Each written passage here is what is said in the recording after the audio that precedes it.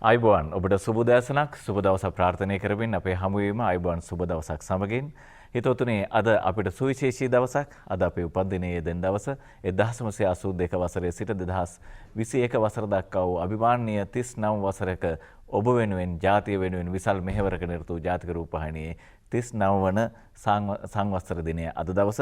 ඒ නිසා ඒ පිළිබඳව සමරු සටහනකින් මුලින්ම මේ වැඩ කටයුත්ත ආරම්භ කරන්න කල්පනා කරා මේ අඩහොරාවේ පුවත්පත් තොරතුරු ගේන්න පෙර ආතුව විශේෂයෙන්ම 1982 ජාතික අධ්‍යාපනයේ විෂමතාවන් තුරන් කරමින් ජාතික අධ්‍යාපනයේ මුළු රටේම සියලු දරුවන්ට එක හා සමාන අධ්‍යාපනයක් ලබා දීමට ඒ විෂමතා දුරු කිරීමට ජාතික අධ්‍යාපනයේ සමගාමී අත්වාරුවක් ලබා දීමේ අරමුණෙන් තමයි ජාතික රූපවාහිනිය ස්ථාපිත වෙන්නේ.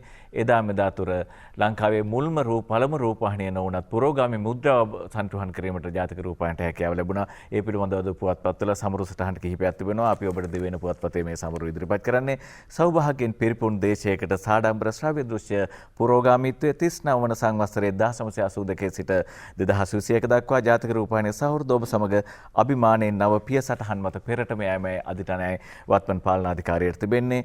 විශේෂයෙන්ම පුරෝගාමී රූපවාහිනී මුද්‍රා ලෙස අධ්‍යාපන, සිනමා, කලා, සංස්කෘතික රසවින්දන ක්ෂේත්‍රයන්හි පරමාදර්ශයන් සපයන්නට ජාතික රූපවාහිනියට හැකියාව ලැබුණා. ඒ එක්කම ඔබට මතක ඇති ජාතික විපත් අභියස ජාතික රූපවාහිනිය ඔබ සමග අත්වැල් බැඳ ගැනීම මේ රටේ සියලු ජනතාවගේ උතුරේද දකුණේද නැගෙනහිරද බටහිරද සමස්ත ශ්‍රී ලාංකේය ජනතාවගේ සුබ සිද්ධිය සුඛ විහරණය උදෙසා මේ මොහොතේ සක්‍රීය දායකත්වය ලබා දෙනවා සංවේදනීය පුරෝගාමී රූපවාහිනී ආයතනයේ විදිහට. ඒ අභිමානයේ පෙරදරිව දිගහැරෙන වැඩසටහන අතර අපි මේ හමුවන්නේ අයිබන් සුබ දවසක් සමග. මම ඔබේ මුල් පිටුවට මේ යොමු වන්නේ එංගලන්තයේ සිට පැමිණි COVID-19 ප්‍රභේදය හේතුවෙන් රට වසා දැමීමේ කතාබහක් සමාජ මාධ්‍යවල ගියත් ඊයේ විශේෂ රාජ්‍ය අමාත්‍යවරිය සහ කොවිඩ් වැළැක්වීමේ ජාතික ක්‍රියාන්විත මධ්‍යස්ථාන ප්‍රධානී ජනරල් ශවේන්ද සිල්වා හමුදාපතිතුමන් කියා සිටියේ කිසිසේත්ම රට වැසීමේ කතාබහක් සූදානමක් නැති බව. නමුත් ඒ පිළිබඳව අද දවසේ තවත් මේ වෛරස් ප්‍රභේදය පිළිබඳව කතාබහ අද දවසෙත් ඒ අදාළ බලධාරීන් සමග සිදු කරන වග තමයි ඔවුන් දෙදෙනාම සඳහන් කළේ. මවබිම වාර්තා කරන්නේ නව ප්‍රභේද ආසාදිතයන් 16ක් වාර්තා වී තිබෙන තත්ත්වයක් තමයි වාර්තා වෙන්නේ. ඒ පිළිබඳව සටහන අද ඉදිරිපත් කරන්නේ මේ පිළිබඳව විශේෂඥ වෛද්‍ය ආචාර්ය චන්දිම ජීවන්දර. බ්‍රිතාන්‍ය ඇතුළු රටවල් 82ක ව්‍යාප්ත වී ඇති B117 නව කොරෝනා වෛරස් ප්‍රභේදය මෙරට ප්‍රදේශ කිහිපයකින් හඳුනාගන්න ලැබුවේ ඉකුත් ජනවාරි මුල් සතිය හා පෙබරවාරි මුල් කාලයේදී ආසාදිත වූවන්ගෙන් ලබාගත් ජෛව සාම්පල පරීක්ෂණවලින් ජයවර්ධනපුර විශ්වවිද්‍යාලයේ වෛද්‍ය පීඨයේ ආසාත්මික ප්‍රතිශක්ති වේද හා ශල්‍ය වෛද්‍ය ජෛව වෛද්‍ය අංශයේ ප්‍රධානී චන්දම ජීවන්තර මහතා කියනවා ශීඝ්‍රයෙන් පැතිර යන මෙම B117 නව වෛරස ශරීරගත වූ පුද්ගලයන් 16 දෙනෙක් මේ වනට මෙරටින් හමු වී ඇති අතර ඉන් 13 දෙනෙක්ම පිටරටවල සිට මෙරට පැමිණි ශ්‍රී ලාංකිකයන් වන බවත් සෙසු තිදෙනා පළමු ආශ්‍රිතයන් වන ශ්‍රී ලාංකිකයන් යයි චන්දම ජීවන්තර වෛද්‍යතුමන් ආචාර්ය චන්දම ජීවන්තර කියූ තත්ත්වය තුල අමාත්‍යවරය කියනවා කිසිසේත්ම රට වහන්නේ නැති වග සංචරණ සීමා පැනවීම ගැන අද විශේෂ සාකච්ඡාවක් පැවැත්වෙනවා. මංගල උත්සව හා ප්‍රිය සංഭാෂණ බොහෝ දුරට නතර වන ලකුණු ඊයේ අසන්න ලැබුණේ මංගල සහ අවමංගල උත්සව පමණයි යම් තරමක හරි සීමාවන්ට යටත්ව කරන්නට ඉඩ දෙන්නේ කියා. ඒ එක්කම නව ප්‍රභේදයේ පැතිරීම භයානකයි යම් තරමකට හෝ ලොක්ඩවුන් කළ යුතුයි කියලා මහජන සෞඛ්‍ය පරීක්ෂකතුන්ගේ සංගමයේ ඉල්ලා සිටිනවා. ඒ අතරවාරයේ තමයි අපිට කොවිඩ් ආසාදිත වී රෝහල්ගතව සිටි වීජමූල් ලොකු බණ්ඩාර හිටපු කතානායකතුමන්ගේ අභාවය වාර්තා කරන්න වෙන්නේ. මේ ලාංකේය දේශපාලන කෘතහස්ත භූමිකාවන් නියෝජනය කර ඒකම ප්‍රකට විද්වතෙක් නීතිඥවරයෙකු වශයෙන් ප්‍රකට වීජමූල් ලොකු බණ්ඩාර මහතාගේ අභාවයත් අද දවසේ වාර්තා කරනවා. මවබිම ඇතුළු පුවත්පත් බොහොමයක් විශේෂම COVID-19 වැළඳී IDH රෝහලේ එතුමන් ප්‍රතිකාර ලබමින් හිටියේ කෘතහස්ත දේශපාලක මෙන්ම කතානායකවරයෙකු විජිමුළු කුමණ්ඩාර මහතාගේ අභාවය වාර්තා කරන අතරවාරයේ එතුමන් පිළිබඳ සටහන් අතර නීතිඥයෙකු වශයෙන් නීති කෙටුම්පත් දෙපාර්තමේන්තුවේ කලා සේවය කළ විජිමුළු කුමණ්ඩාර මහතා 1977 මහ මැතිවරණයෙන් ජයග්‍රහණය කොට හප්තලේ මන්ත්‍රීවරයා ලෙස පාර්ලිමේන්තුවට තීරීපත් වුණා. පසුව ඔහු අධ්‍යාපන හා සංස්කෘතික ඇමති, අධිකරණ ඇමති තනතුරු සහ දේශීය වෛද්‍ය අමාත්‍ය යන තනතුරු දරුවා 2004-2010 වකවානුවේ පාර්ලිමේන්තුවේ කතානායකවරයා වශයෙන් කටයුතු කළ ලොකු බණ්ඩාර මහතා දේශපාලන කටයුතු වලින් ඊට පස්සේ ඉවත් වී හිටියා. ලොකු බණ්ඩාර මහතා නීතිය, හෙළබස, සාහිත්‍ය, සංස්කෘතිය ඇතුළු විෂයන් කිහිපයක් පිළිබඳ හසල දැනුම ඇති අයෙකු අතර ඒ සම්බන්ධයෙන් ග්‍රන්ථ රැසක්ද ලියාපල කොට තිබෙනවා. විජිමුළු ලොකු බණ්ඩාර මහතා හෙළ හවුලේ මුල් පෙළේ ක්‍රියාකාරීක වශයෙන් උත් අපි එතුමන්ට ගෞරව පිණිස සිහිපත් කළ යුතුයි. එතුමන්ගේ අවසන් කටයුතු කොවිඩ් නිර්ණායකයන්ට යටත්ව සිදු කරන වග තමයි පවුලේ ආරංචි මාර්ග සහ සෞඛ්‍ය ආරංචි මාර්ග කියා සිටින්නේ. අපි ඒ අතර වාරයේ තවත් ඔබට මේ ඉදිරිපත් කරන තොරතුරු අතර එන්නත් ලබා දීම අවභාවිත කරන්න එපා කියා මේ කියන සිහි කැඳවීම ඔබට ඉදිරිපත් වෙන්නේ ඒ අතර පහුගිය දවස්වල සිදු වූ කතාබහ ආශ්‍රිතව කොරෝනා මර්ධන එන්නත් ලබා දීම සඳහා පූර්ව නිර්දේශයන් නොමැති විදුහල්පතිවරුන් ඇමතිවරුන් හා සෞඛ්‍ය කාර්ය මණ්ඩල හිතවතුන් කිහිප දෙනෙකු එන්නත් ලබාගෙන ඇති බව තමන්ට වාර්තා වී ඇති නිසා එන්නත් අල්ලස වෙනුවෙන් පාර වැළැක්වීම සඳහා සෞඛ්‍ය අමාත්‍යාංශයේ පවතින නීති ප්‍රායෝගික යුතු බව තමයි සෞඛ්‍ය වෘත්තීය වේදීන්ගේ විද්වත් සංගමයේ සභාපති රවී කුමුදේශ මහතා පුවත්පතට කියා තිබෙන්නේ. අපි ඒ අතර ඔබට ඉදිරිපත් කරන මුල් පිටුවේ ඡායාරූප සටහන ඒ ඡායාරූප සටහනේ කියා සිටින්නේ අපේ රටේ දේ ශ්‍රී ලාංකීය දේ ශ්‍රී ලාංකික වන්න ශ්‍රී ලාංකික දේ ගන්න කියන සංකල්පය කතාබහක් කතිකාවක් බවට සහ ජාතික සංකල්පයක් බවට පත් වී තිබෙන අතර වාරයේ 80 82 පෞද්ගලනීකරණය කළ පෙහෙකම්මල් සේවක පිරිසට 40 වසරකට පසු ඇමති විමල්ගෙන් පිහිට ලැබීමේ තුවතත් වාර්තා වෙන්නේ මේ අතර වාරයේ එකී උත්සවයන්හිදී කරන ලද ප්‍රකාශයන් ආශ්‍රිතව 1980 82 කාලයේ පෞද්ගලීකරණය කරන ලද බලවේග කර්මාන්ත ආයතනවල සේවය කළ රාජ්‍ය සේවකයන් අවුරුදු 10ට අඩු සේවා කාලයක් ඇති සේවකයන්ට මාසික දීමනාවක් ගෙවීමට කර්මාන්ත අමාත්‍ය විමල වීරවංශ මහතා පියවරගෙන තිබෙනවා. වැඳපු අනත්දරු ප්‍රතිලාභ රහිතව සේවකයා හෝ සේවිකාව ජීවත්ව සිටින තුරු පමණක් මාසික විශ්‍රාම වැටුපක් හෝ දීමනාවක් ගෙවන ලෙස පෞද්ගලීකරණය කරන ලද ආයතනවල රාජ්‍ය සේවකව විශ්‍රාම වැටුප අහිමිවන්ගේ සංගමයේ මේ පිළිබඳව කරන ලද සාකච්ඡා කරන ලද ඉල්ලීමක් අනුව අමාත්‍ය විමල මහතා ඇමති මණ්ඩලයට ඉදිරිපත් කරන කැබිනට් පත්‍රිකාවක් අනුමත වීමෙන් පසු මේ වැඩපිළිවෙල කුරුණෑගලින් ආරම්භ වුණා. අපි ඕනෑම කුණාටුවක් දැස බලන්නේ ධනාත්මක ඇහෙන්. ඒ නිසා අපි කුණාටු වලට බයත් නැහැ, කුණාටුවට අපිව බය කරන්නත් බැරි වගේ තමයි ඇමති විමල් වීරවංශ කියා සිටියේ මේ කිව්ලෙලෙදී. ඒ පිළිබඳ ආසිත තොරතුරු තව බොහොමයක් ඉදිරියේදී අපි ඔබට ඉදිරිපත් කරන්න. මෙන්න හමුදාපතිවරයාගේ ප්‍රකාශය ප්‍රධාන සිරස්තලයේ වශයෙන් වාර්තා කරන දිවයින නව කොරෝනාව පාලනයට ක්‍රියාමාර්ග අද කියනවා. රටම හුදකලා කරන්න තවම තීරණය කර නැති වගේ තමයි යුද හමුදාපතිවරයා කියන්නේ. ප්‍රදේශ කිහිපයකින් මේ වන විට හඳුනාගෙන ඇති වැඩි වේගයකින් පැතිර යන බ්‍රිතාන්‍යයෙන් ව්‍යාප්ත වූ නව කොරෝනා ප්‍රභේදයේ පාලනය සම්බන්ධව ගත යුතු සුදුසුම ක්‍රියාමාර්ග ගැන අද පැවැත්වෙන කොවිඩ් පාලන ජනාධිපති කාර්යසාධක බලකාය රැස්වීමේදී තීරණය කරන බවත් එම කාර්යසාධක බලකායේ ප්‍රධානී යුද හමුදාපති ජෙනරාල් ශාවින්ද්‍ර සිල්වා මහතාගේ ප්‍රකාශය මේ විදියට අපිට හමුවන්නේ. ඊට පස්සේ ආවට ගියාට රට වහන්න බැරි වගේ තමයි විශේෂඥ වෛද්‍ය අමල් හර්ෂද සිල්වා මහතාගේ ප්‍රකාශය කියා සිටින්නේ. ඒ පිළිබඳව සටහන් අද දිවයිනෙන් මේ විදියටයි හමුවන්නේ.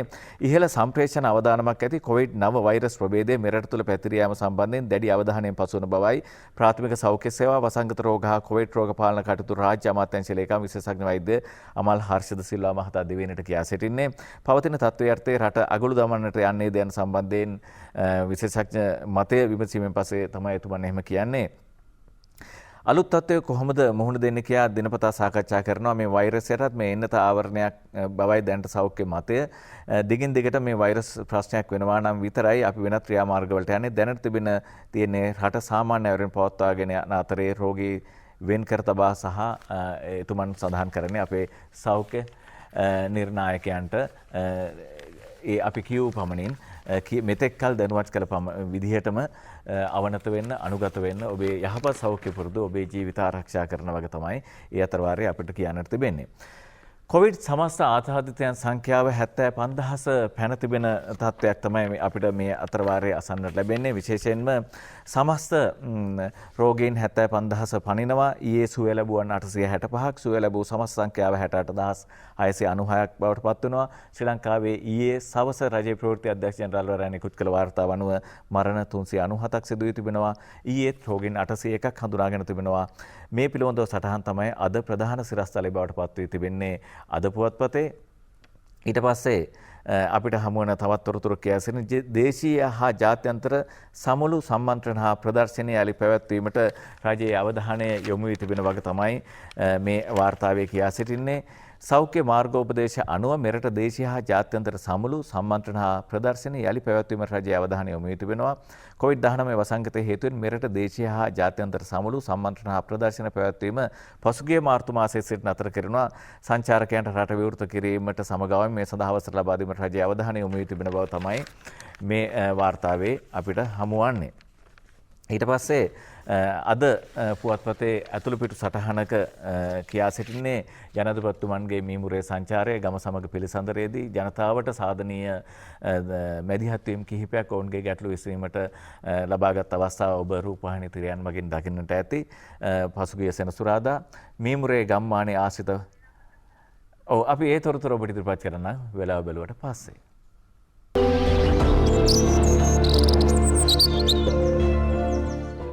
අපි යළිත් අයිබන් සුබ දවසක් සමග අද පුවත්පතේ ජනාධිපතිතුමන්ගේ මීමුරේ ජනතාවගේ දුක් කඳුළු කම්කටොළු පිළිබඳ අවධානය යොමු කරන්න කළ සංචාරය පිළිබඳව සටහන් එක් කරමින් සිටියේ. මීමුරේ ගම්මානයේ ආශ්‍රිත වන රක්ෂිතය හරහා මාර්ග ඉදිකරන්න බැරි වගේ තමයි ගම්වැසියෙක් ඇසූ ප්‍රශ්නයකට පිළිතුරු බඳමින් ජනාධිපතිතුමන් කිව්වේ. මීමුරේ ගම්මානයේ ආශ්‍රිත වන රක්ෂිතය හරහා මාර්ග ඉදිකළ නොහැකි බව කියවීමට අමතරව ඒ අනුව පවතින මාර්ග හැර වෙනත් මාර්ග ඉදිකිරීම සිදු කළ නොහැකි බවත් ජනාධිපතිතුමන් පැවසුවා. ජනාධිපතිවරයාගේ ප්‍රධානත්වයෙන් පැවති මහනුවර දිස්ත්‍රික්කයේ උඩුදුම්බර ප්‍රාදේශීය ලේකම් කොට්ටාශයට අයත් මීමුරේ ප්‍රාථමික විද්‍යාලයේ පෙරදා පැවති ගම සමග පිළිසඳර දසවෙනි වැඩසටහනේදී තමයි ප්‍රදේශවාසීකු ඇසූ ප්‍රශ්නයකට පිළිතුරු බඳමින් ජනාධිපතිතුමන් මේ බව සඳහන් කරේ. ඒද ජනාධිපතිවරයා වැඩිදුරටත් ප්‍රකාශ කරේ හැබැයි අපිට තියෙන පාරවල් හැර වෙනත් පාරවල් කපන්න අමාරුයි. මොකද වන රක්ෂිත හරහා කපන්න බෑ. ඒ අතර මීමුරේ හුන්නස්ගිරිය මාර්ගයේ පාලම් දෙකක අලුත් වැඩියා කර මාර්ගයේ සංවර්ධන කටයුතු කඩිනමින් අවසන් කරන ලෙස අමාත්‍යාංශ ලේකම්වරයාට ජනාධිපතිතුමන් උපදෙස් ලබා දුන්නා. ඒකම ප්‍රදේශීය පාසල් වල ඒකම sannivedana අපහසුතා මාර්ග අපහසුතා යට භෞතික පහසුකම් කිහිපයක් පිළිබඳව ඊටම පුළුල් අවධානයක් යොමු කිරීමට සහ ජනතාවට සාධනීය පිළිතුරු කිහිපයක් ලබා දීමට ජනාධිපතිතුමාගේ මේ සංචාරයේදී හැකියාව ලැබුණා. ඊට පස්සේ අපි තවත් තොරතුරකට ඔබේ අවධානය යොමු කරන්නේ නව සමෘද්ධිලාභීන් කියන සමෘද්ධිලාභී ලැයිස්තුවෙන් හරිනම් සමෘද්ධිය ලබාගෙන වසර කිහිපයකට පස්සේ කිසියම් ආකාරයක ආර්ථික ශක්තියක් එක්ක ඔවුන් ඒ ගම්වැසියන් සහ මේ ප්‍රතිලාභීන් ඉවත්ව යන්න ඕන. ලංකාවේ එහෙම වෙන්නේ නැහැ. ඒ ඉවත්ව යන පිරිස පිළිබඳව සටහනේදී කියා සිටින යම් තරමක ඉවත් වෙන පිරිස පිළිබඳව නව සමෘද්ධිලාභීන් බඳවා ගැනීමට විනිවිද භාවයෙන් යුතුව වැඩපිළිවෙළ සකස් කර තිබෙනවා. ජනාධිපතිතුමන්ගේ සහ අගමැතිතුමන්ගේ ප්‍රධානත්වයෙන් මැදිහත් වීම සමෘද්ධි ප්‍රතිලාභී පවුල් වෙනුවට ඒ කියන්නේ ප්‍රාදේශීය මට්ටමින් ඉවත්ව යන පවුල් වෙනුවට සුදුසුකම්ලත් පවුල් ප්‍රතිලාභීන් ලෙස එක් කර ගැනීමටයි මෙහිදී කතා බහ තිබෙන්නේ. මුල්පිටේ ඡායාරූපයේ අද පුවත්පතේ අර පඩු කරඳ ශාකයට හිටපු ජනාධිපතිතුමන් මේ ගෞරව කරන අවස්ථාවේ මුල්පිටුවේ ඡායාරූපය එතුමන් යනවා ඒ ප්‍රදේශයට දාර්ලුවේ ශාකයේ තිබෙන ස්ථානයේම තිබිය යුතු බව තමයි හිටපු ජනාධිපතිවරයා කියන්නේ. රටේ මහත් ආන්දෝලනයක් ලක් වී ඇති දාර්ලුවේ පිහිටි පඩු කරඳ ගස සම්බන්ධයෙන් ගත යුතු උචිතම ක්‍රියාමාර්ගයේ මෙම ගස මේ ආකාරයෙන්ම තිබීම බවත් ඒ සම්බන්ධයෙන් මාර්ග සංවර්ධන අධිකාරී බලධාරීන් නම්‍යශීලීව කටයුතු කරන තේ තමයි විශ්වාස කරන බව තමයි හිටපු ජනාධිපතිවරයා කිව්වේ. වතුකම්කරුවන්ගේ වැටුව පිළිබඳව කතා බහ වෙන උද්ඝෝෂණ ඇති වෙනවා. පොරොන්දු ප්‍රතිඥා ලබා දෙමින් තිබෙනවා. අවසානයේ පරිපාලක සභාවට අවසන් තීරණය ගන්නට ලබා දුන් අවස්ථාවේ ඔවුන් තීරණය කර රුපියල් 16 වැටුප ලබා දීමට අද පුවත්පත කියන්නේ වතුකම්කරු වැටුප රුපියල් 1000ක් කිරීමේ පරිපාලක සභා යෝජනාව ගැසට්වීමට තව සති දෙකක් විරෝධතා ඉදිරිපත් කිරීමේ අවස්ථාව අද දහවල් අවසන් වෙන බව තමයි කියන්නේ. ඊට පස්සේ අපිට හමු වන තොරතුර අද පුවත්පතේ මුල් පිටුවේ එජාපේ නව ආසන සංවිධායකයන් පත් කිරීම ලබන සතියේ සිට සිදු කරන වග එක්සත් ජාතික පක්ෂයේ නව ආසන සංවිධායකවරුන් පත් කිරීම ලබන සතියේ සිට ආරම්භ කරනවා. පක්ෂ නායක රනිල් වික්‍රමසිංහ මහතා ලබා දුන් උපදෙස් වලට අනුව නියෝජ්‍ය නායකරුවන් විජේවර්ධන සහ සභාපති වජිර අබේවර්ධන සහ සමලේකම් පාලිත රංගේ බණ්ඩාර යන මහතුරුන් විසින් මේ වනවිට පුරප්පාඩු ආසන පිළිබඳව ලෑස්තු සකස් කර අවසන් බවයි අද වාර්තාවන් කියා සිටින්නේ.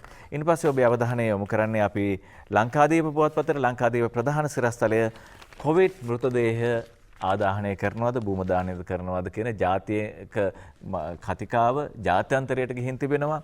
ඒ තත්ත්වය තුළ මෙන්න අද ලංකාදීපය කියන්නේ කොවිඩ් මෘතදේහ කොන්දේසි 7ක් උඩ භූමදානයට අවසර ලබා දෙන වග විද්වත් හා 9 දෙනාම එකම මතයක කොවිඩ්-19 ආසාදනය වීමෙන් මිය යන පුද්ගලයන්ගේ මෘතදේහ දැඩි කොන්දේසි 7ක් යටතේ භූමදානයට අවසර දෙමින් සිය කමිටු වාර්තාව නිර්දේශ ඉදිරිපත් කළ බව කොවිඩ් මලසටු භූමදානය කළ හැකිදැයි සොයා බැලීමට සෞඛ්‍ය අමාත්‍යාංශයෙන් පත් කරන තාක්ෂණික කමිටුවේ සභාපතිනි මහාචාර්ය ජෙනිෆර් පෙරේරා මහත්මිය සඳහන් කළ තොරතුරයි අපිට මේ විදිහට හමුවන්නේ. ඒ අතර විශේෂයෙන්ම කොන්දේසි කිහිපයක් මේ අවසන් කටයුතු සිදු කරන ආගමික වතාව සිදු කරන අවසන් ගෞරව දක්වන අවස්ථාවන් සහ මේ භූගෝලීය පරිසරය පිළිබඳවත් ඒ කී නිර්ණායකයන්ට මේ කොන්දේසි 7ට ඇතුළත් වගේ තමයි මුල් පිටුව කියා සිටින්නේ.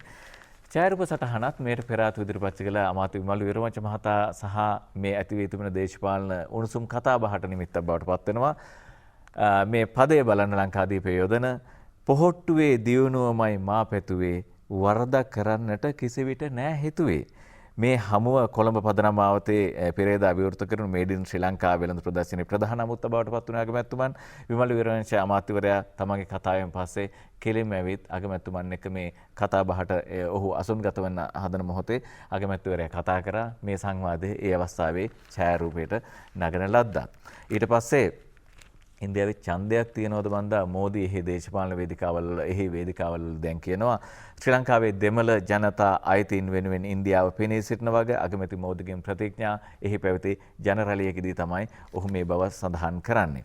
ඊට පස්සේ මෙන්න තවත් කතාවක් මේ කදිම සිරස්තලයක් මේ යොදා තිබෙනවා කොරෝනා හැදී සුව වී ගෙදරා තරුණියෙක් නිරෝධායනය වෙන්න හැදුවයි SI රිමාන්ඩ්.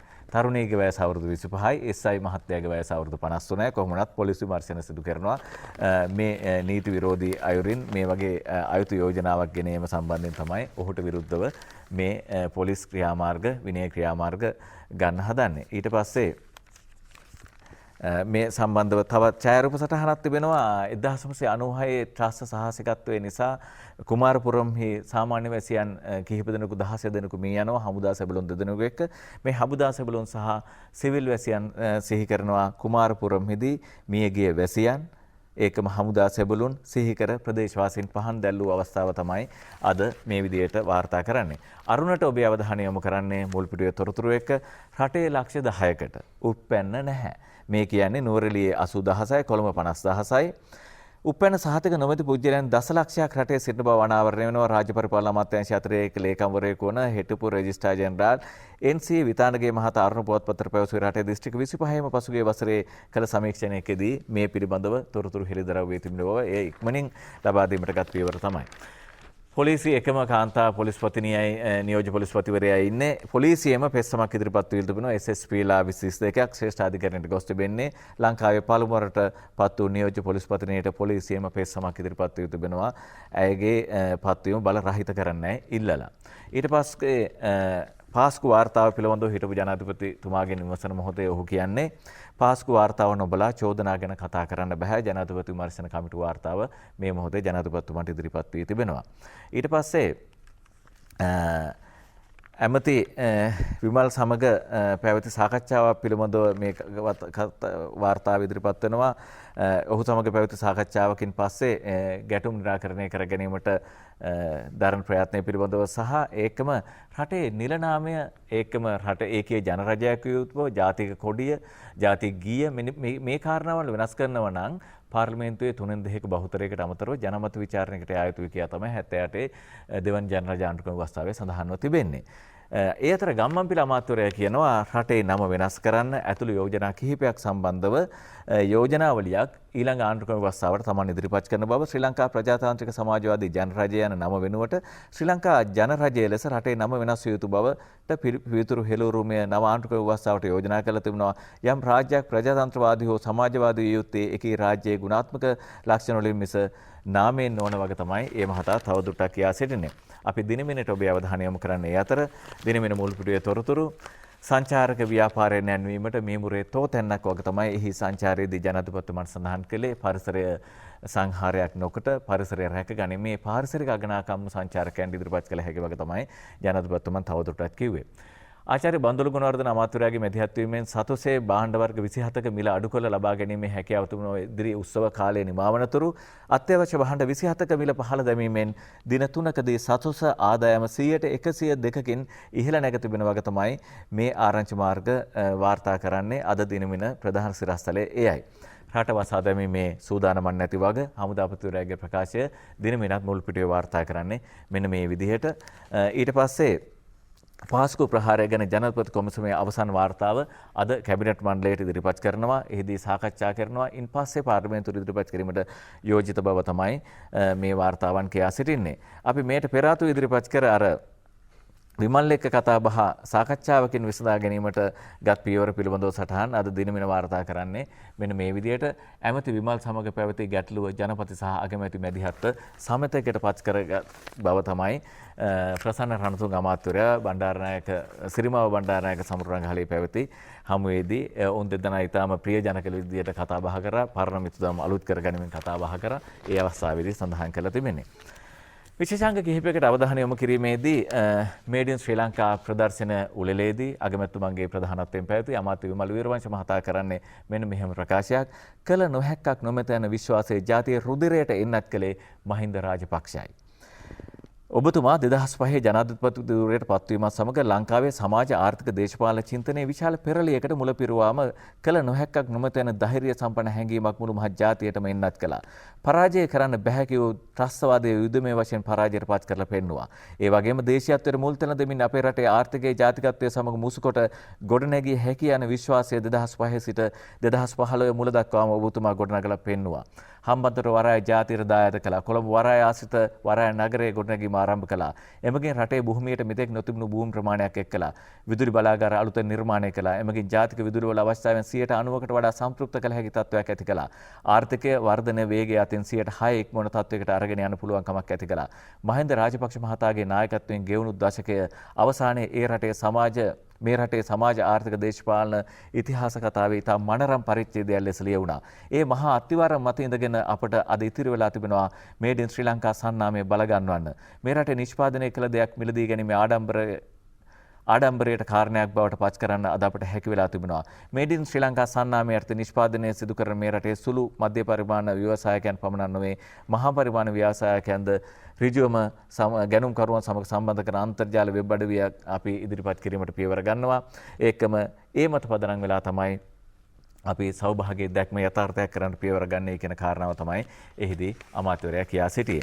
අපි අවසාන සටහන ඉදිරිපත් කරන්න පෙර ආතුව හිතොත්තුනේ ඔබට මතක ඇති 2013 වර්ෂයේ පුරාවිද්‍යා අධ්‍යයන චාරිකාවක යෙදුණු පූජ්‍යපාද පද්බේරිය ඥානාලෝක හිමියන්ට ප්‍රකට පුරාවිද්‍යාඥයෙක් උන්වහන්සේට තමිල්නාඩුවේදී ප්‍රහාරයක් එල්ල වුණා. ඔබට මතක ඇති. තන්ජෝර් කෝවිල් භූමියේදී තමයි මේ ප්‍රහාරය එල්ලවන්නේ.